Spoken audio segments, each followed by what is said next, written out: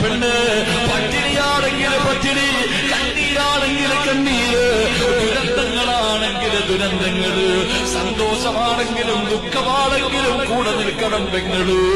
അല്ലാഹുവിന്റെ പ്രവാചകനോടൊരു ഭാര്യ പറഞ്ഞ വാക്കാ, പറഞ്ഞു കൊടുക്കണം ചെറുപ്പക്കാരാ.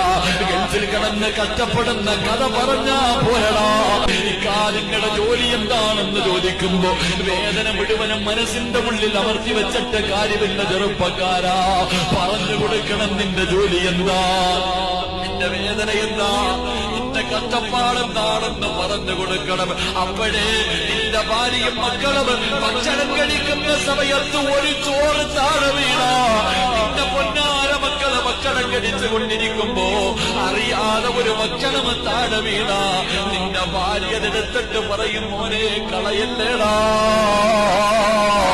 ഇത് നിന്റെ ഉപ്പ രക്തം വിയർപ്പാക്കിയിട്ട്